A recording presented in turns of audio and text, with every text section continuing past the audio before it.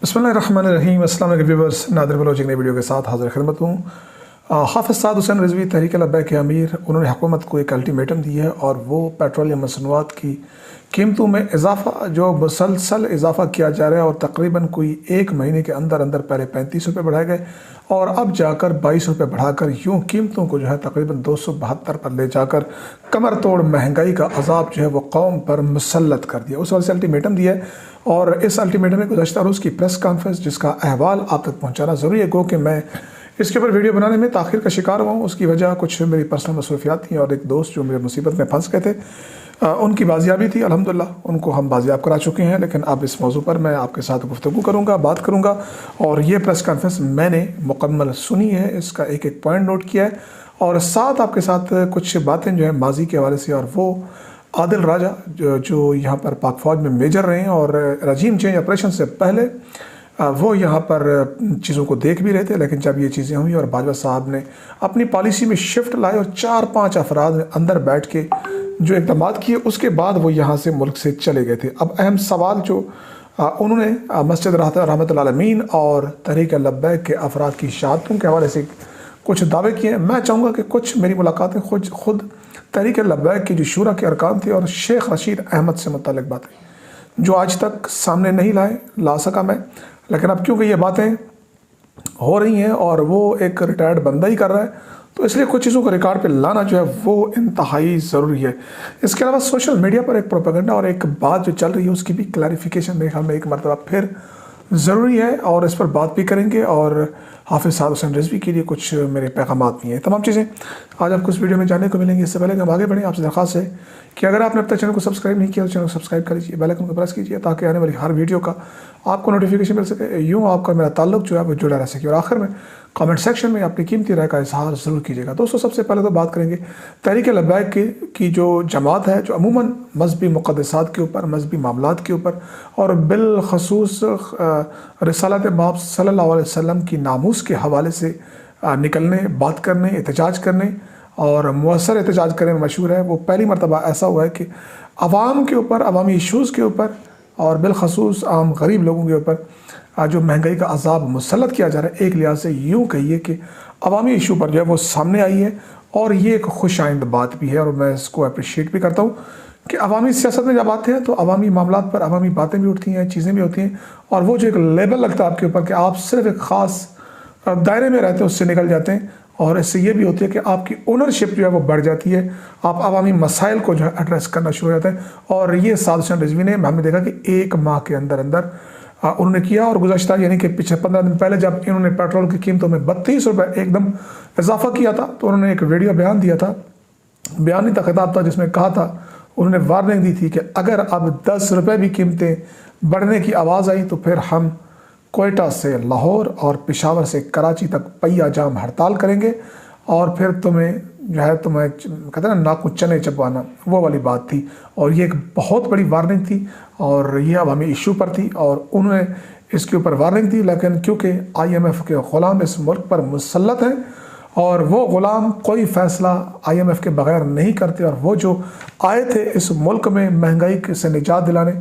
और ये कफन चोर साबित हुए। कफन चोरों की आपने मिसालें सुनी हुई, उसको मैं तकरार नहीं करूँगा। बहरहाल ये 11 मिनट 7 सेकंड की जनाब प्रेस कॉन्फ्रेंस थी। मैं इसके कुछ नुकात सामने रखता हूँ और कुछ चीज़ें जिसके ऊपर सोशल मीडिया पर तनकीद भी हो रही है और मैं उसकी वजाहत भी करूँगा और कुछ चीज़ें पूछूंगा भी जिसकी मतलब कमी महसूस हुई है कि TLP की वज़ारत का फर्स्ट टाइम अवामी मसले वो उसकी कमी जो है वो नज़र आई। पहले चाहते हैं कि वो उन्होंने कहा क्या ताकि आपको चीज़ों की समझ आए। सबसे पहले तो उन्होंने कहा क्या जी कि रजीम चेंज के नाम पर इनको लाया गया। ये एक यानी कि TLP की तरफ से इमरान खान के एक लिहाज से मौक़िफ़ की भी मैं तो, क्योंकि वो रजीम चेंज किया गया, उनको लाया गया, मुसल्लत किया गया और ये भी समझते हैं कि इनको लाया गया, इनको मुसल्लत किया गया। कहते हैं कि कपड़े बेच कर इन्होंने आवाम को नोचना शुरू कर दिया, इनके जिस्म को नोचना शुरू कर दिए। और ये शहबाज शरीफ साहब ने कहा था कि मैं अपने कपड़े बेच दूँगा लेकिन आटा सस्ता दूँगा। आटा कितना सस्ता हुआ, कितनी महंगाई हो गई, वो मेरे ख्याल में इसको तकरार करने की ज़रूरत नहीं है, क्योंकि उन्होंने उल्टा यानी कि इमरान खान अगर 3-4 रुपये बढ़ाता था तो इन बदबख्तों ने आवाम की कमर तोड़ दी, एक आम बंदे का जीना जो है वो दुश्वार कर दिया, मुश्किल कर दिया। और इसहाक डार जो अपने आप को तजर्बाकार कहते थे उनको लाया गया, 4 महीने उन्होंने कोई कीमतें यानी कि जो IMF की शराइत है उस पर अमल नहीं किया और एकदम फिर पहले उसको आंखें दिखाई और कौमी मीशत के 80 अरब डॉलर का 80 अरब का माज़ा डॉलर का 80 अरब का नुकसान पहुंचाने के बाद अब जो है वो इस तरफ जा रहे हैं अरबों रुपए का नुकसान करने के बाद और एकदम इतना बड़ा इजाफा करके कौम को जो है मजबूर कर दिया। वो कहते हैं 2 वक्त की रोटी और दावे शिकंजा कस दिया गया, कौम को निचोड़ दिया है। और इन तजर्बाकारों ने हमने कहा था कि रुक जाए, महंगाई ना करें, 72 घंटे का अल्टीमेटम दे रहा हूँ, वो ऐलान करने पर मजबूर हो जाए।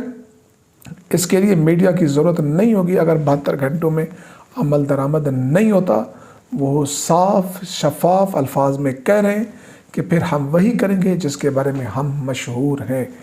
मशहूर तो धर्मों के हवाले से हैं, लेकिन इस दफ़ा पिछले जो बयान आपने उसके मैं टेल कर रहा हूँ इसके तो वो ये है कि पहिया जाम हड़ताल होगी। पहिया जाम हड़ताल का ये होता है कि फिर ट्रांसपोर्टर जो है कोई बस सड़क पर नहीं आएगी, कोई गाड़ी नहीं आएगी, मुकम्मल तौर पर शटर डाउन होगा, एहतजाज होगा और पूरी कौम जो है उसमें शामिल होती है, उसमें सबको शामिल किया जाता है और पहिया जाम से जो है एक मुअस्सर मैसेज जो है वो दिया जाता है कि आवाम ने आपकी माशी पॉलिसियों को और आपको मुस्तरद कर दिया। एक बड़ा उन्होंने एक चैलेंज दिया है पहिया जाम का। अब क्योंकि TLP के दोस्त बार बार करें क्योंकि हम इस पर मशहूर हैं, लिहाजा हमें अल्टीमेटम जो देना था वो ज़रूरी था, लिहाजा यानी कि अतमाम हुज्जत करें बकौल हाफिज़ साद हुसैन रिजवी के। और उन्होंने मज़ीद कहा कि आलमी मार्केट में तेल की कीमतों में कमी आ रही है। बिल्कुल ठीक कह रहे हैं, कमी आ रही है, लेकिन बज़ाहिर तजर्बाकार यानी कि जिनको बज़ाहिर कहा गया कि ये तजर्बाकार हैं लेकिन वो नाअहलों का टोला साबित हुआ और वो कह रहे हैं कि एक इक़्तिदार के लिए और दूसरा जेल जाने के लिए, यानी कि उन्होंने इमरान खान को भी साथ तनकीद का निशाना बनाया। हाफिज़ साहब इस वक्त आवाम के मसाइल, आवाम के इश्यूज़ पर 2 जमातें खड़ी हैं, एक तहरीक इंसाफ है, दूसरे आप हैं। आप तहरीक इंसाफ से 4 कदम थोड़ा सा आगे चले गए और आपने एक ऐसी बात की है जो कोई नहीं कर रहा और वो आवाम के इशू के लिए एक बहुत बड़ा स्टैंड है। अब ये स्टैंड साबित करेगा आपके मौक़िफ़ को भी और आपका भी इम्तिहान है। आपने एक बात की कि 72 घंटे का अल्टीमेटम दिया है।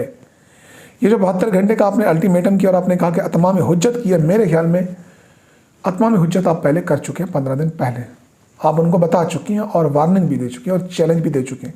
आप बज़ाहिर तौर पर इसकी मुझे तो ज़रूरत महसूस नहीं हो रही, लेकिन आप समझ रहे हैं, ज़ाहिर का मशावरत की होगी, फिर भी हम आपके बारे में हुस्न ज़न रखते हैं कि आपने ठीक है चैलेंज दे दिया है। अब देखना यह है कि वो आपके चैलेंज को कितना लेते हैं। अब अहम सवाल ये किया जा रहा है, मुझे तहरीक लब्बैक के लोग पूछते हैं, दोस्त पूछेंगे कि आप शामिल होंगे या नहीं होंगे।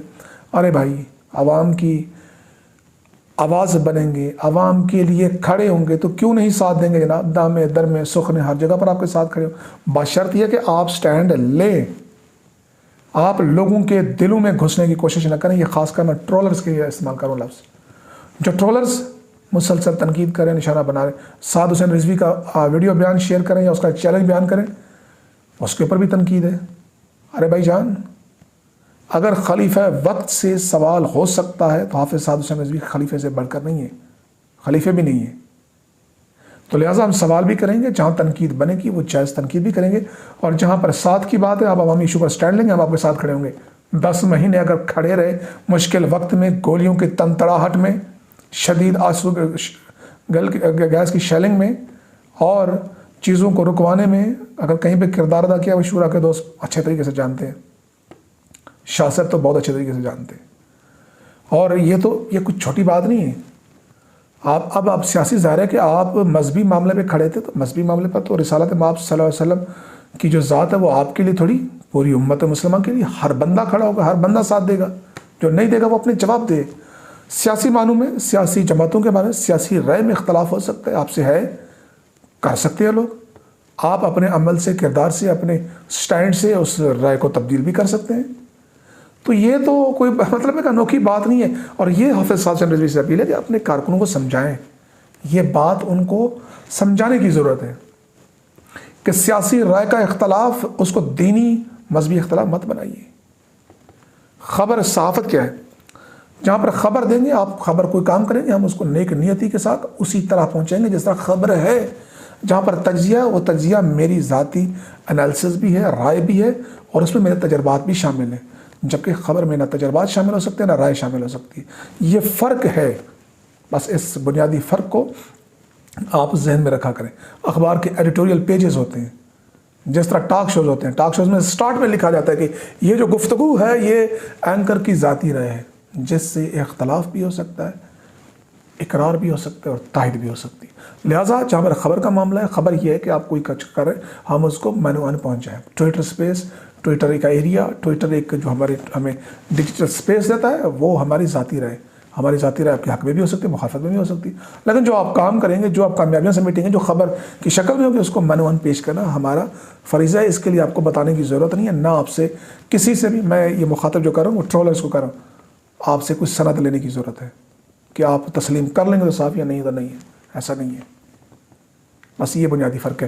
اب آتے ہیں جناب عادل راجہ کے بارے میں۔ عادل راجہ صاحب نے ایک بڑا انکشاف کیا ہے، انکشاف میرے تو انکشاف کم از کم نہیں ہے، لیکن میں اس کے بارے میں کچھ اپنا تجربات بھی شیئر کروں گا۔ عادل راجہ نے پہلے طور کہا کیا ہے، اور وہ مسجد رحمت العالمین اور جو سلسلہ چلتا رہا اور جتنی شہادتیں ہوئیں، اس کو جو عادل نے ایک لحاظ سے فوجی قیادت کی طرف پلٹایا اور اس کے ذمہ دار ان کو کرائے۔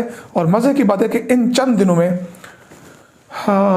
ابصار عالم صاحب جو پہلے سینئر اینکر پرسن ہوتے تھے، بعد میں انہوں نے نون لیگ جوائن کی اور صحافت چھوڑ دی، آج کل ان کے انٹرویوز بھی بڑے سننے والے ہیں، میں نے بھی ان کی ری ٹویٹ کیا اور ان کی بڑی میں اس کا میں قائل بھی ہوں کہ انہوں نے بہت اچھا انالیسس کیا، اور یہاں تک کہا ہے کہ حضور عمران خان اتنا ہی ذمہ دار ہے جتنا اس کے پاس اختیار تھا۔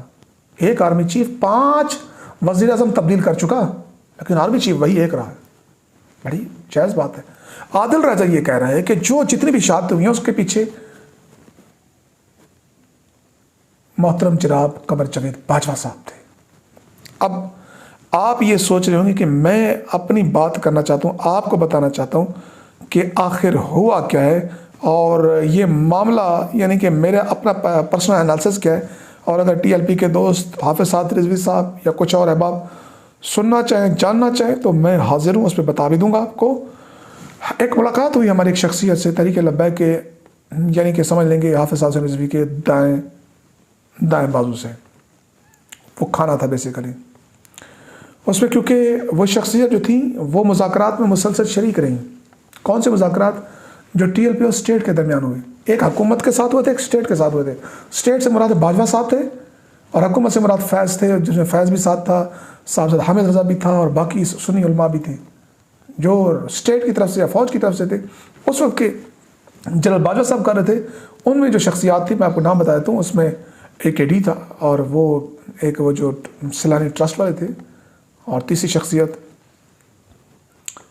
مفتی صاحب تھے۔ اور یہ تینوں شخصیات قمر جاوید باجوہ سے ملے تھے، اور کامیاب وہی ہوتے جس کے اوپر باجوہ صاحب نے مہر ثبت کی تھی، کیونکہ باقیوں کو تو کامیاب ہونے نہیں دیتے، چیزیں طے ہوتی تھی، اس پر عمل ہی نہیں ہوتا تھا، اور عمل کون نہیں کرنے دیتا؟